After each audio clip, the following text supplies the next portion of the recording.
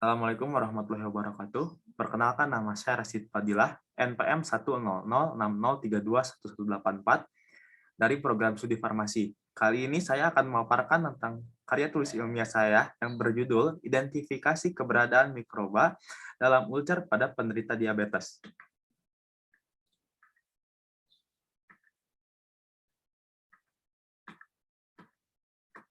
Sebelumnya, apa sih diabetes mellitus itu? Diabetes mellitus adalah suatu gangguan metabolik yang ditandai dengan peningkatan kadar glukosa darah atau hiperglikemia akibat kerusakan pada sekresi insulin dan kerja insulin. Kadar glukosa darah normal pada pagi hari sebelum makan atau berpuasa adalah 70-110 mg per desiliter darah. Kadar gula darah normal biasanya kurang dari 120-140 mg per desiliter pada 2 jam setelah makan atau minum cairan yang mengandung gula maupun mengandung karbohidrat.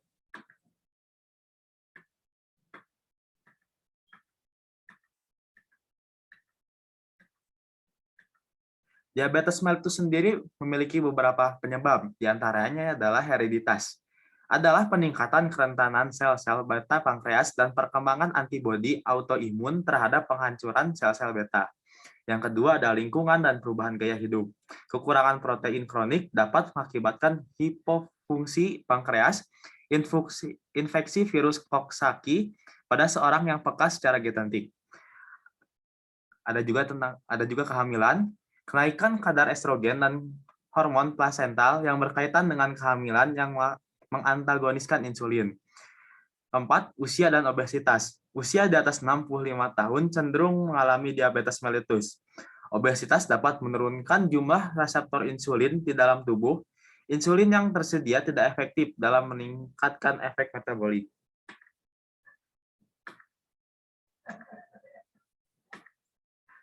Diabetes mellitus memiliki dua jenis. Yang pertama adalah diabetes mellitus tipe 1 atau DMT1. Adalah kelainan sistemik akibat terjadinya gangguan metabolik glukosa yang ditandai oleh hiperglikemia kronik. Yang kedua ada diabetes mellitus tipe 2 atau DMT2, merupakan penyakit hiperglikemi akibat insensitivitas sel terhadap insulin.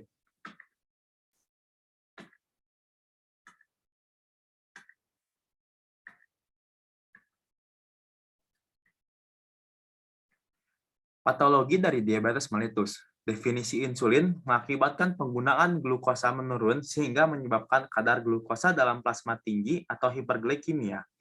Jika hiperglikemia parah dan lebih dari ambang ginjal, maka akan menyebabkan glukosuria. Glukosuria akan menyebabkan diuresis osmotik yang meningkatkan peningkatan air kencing atau poliuria dan akan timbul rasa haus, polidipsi, yang menyebabkan seseorang menjadi dehidrasi. Komplikasi diabetes mellitus sendiri ada beberapa macam, yaitu penyakit makrovaskular atau pembuluh darah menjadi besar. Biasanya penyakit ini mempengaruhi sirkulasi koroner, pembuluh darah perifer, dan pembuluh darah otak. Ada juga penyakit mikrovaskular, yaitu pembuluh darah mengecil. Biasanya penyakit ini mempengaruhi mata, retinopati, dan ginjal, nefropati. Kontrol kadar gula darah untuk menunda atau mencegah komplikasi mikrovaskular maupun makrovaskular. Penyakit neuropatik mempengaruhi saraf sensor, motorik, dan otonom yang mengakibatkan beberapa masalah, seperti impotensi dan ulkus kaki.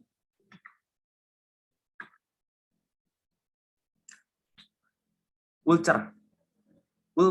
Ulkus atau ulcer merupakan kerusakan jaringan epitel yang sering berdampak cekungan dan memiliki batas tegas. Kasus ulkus sering kali ditemukan pada rongga mulut.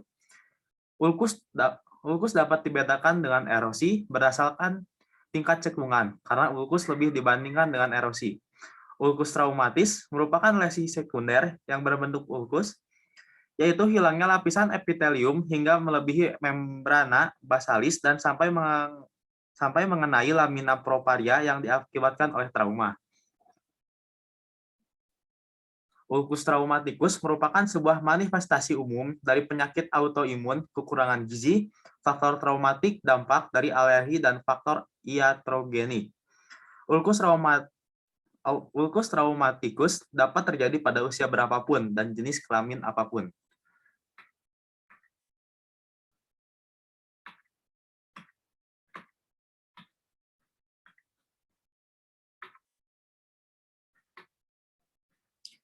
Gejala klinis ulkus traumatikus. Terdapat lesi berbentuk bulat dengan warna dasar putih dan dikelilingi garis kemerahan. Terasa nyeri jika terkena makanan yang masuk ke dalam rongga mulut, sehingga jika tidak segera disembuhkan, maka akan mengganggu proses pengunyahan makanan dan dapat terjadi kekurangan nutrisi. Penyembuhan ulkus traumatikus pada umumnya membutuhkan waktu sekitar 10-14 hari dengan proses yang kompleks serta saling berkaitan antara proses inflamasi, proliferasi, vaskularisasi, dan remodeling. Satu aspek yang sangat berpengaruh dan berperan besar pada proses penyembuhan luka adalah adanya peningkatan produksi TNF-alfa oleh makrofag sebagai sitokin proinflamasi pada awal fase inflamasi. Beberapa tanda dan gejala ulkus diabetik. Tanda dan gejala ulkus diabetik dapat dilihat berdasarkan stadium antara lain. Stadium 1 menunjukkan tanda asimptomatis atau gejala tidak khas, seperti kesemutan atau grigigen.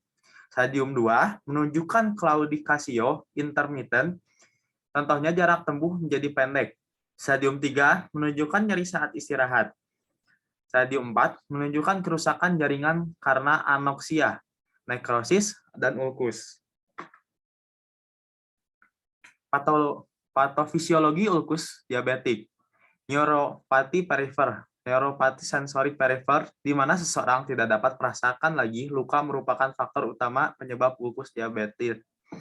Gangguan pembuluh darah. Gangguan pembuluh darah perifer jarang menjadi faktor penyebab ulkus secara langsung. Walaupun demikian, penderita ulkus diabetik akan membutuhkan waktu yang lama untuk penyembuhan untuk diamputasi meningkat karena insufisiensi arterial.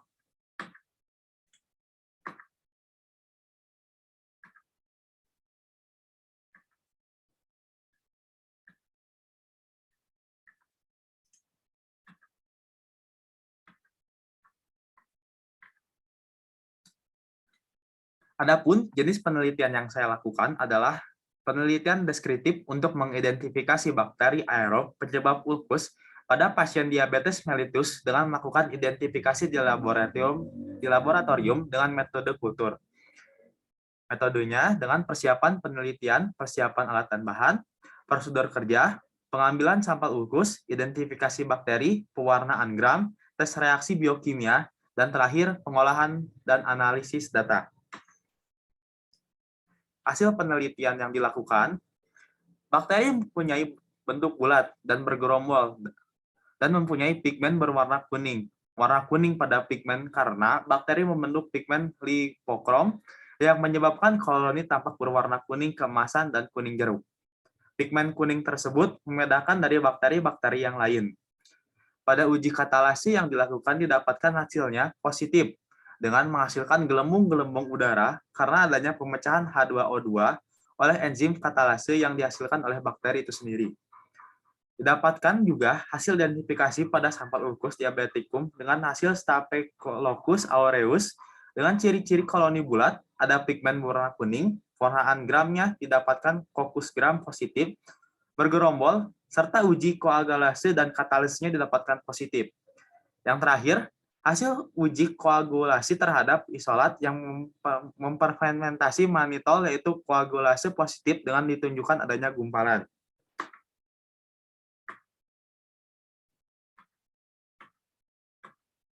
Kesimpulan dari karya tulis ilmiah saya kali ini, berdasarkan hasil mikroskopis, jenis bakteri yang ditemukan adalah bakteri Staphylococcus aureus. Dan yang terakhir, berdasarkan hasil identifikasi koloni pada kultur agar darah terlihat koloni berbentuk bulat, harus menonjol dan berkilau, serta membentuk pigmen berwarna kuning keemasan. Sekian dari saya, terima kasih. Wassalamualaikum warahmatullahi wabarakatuh.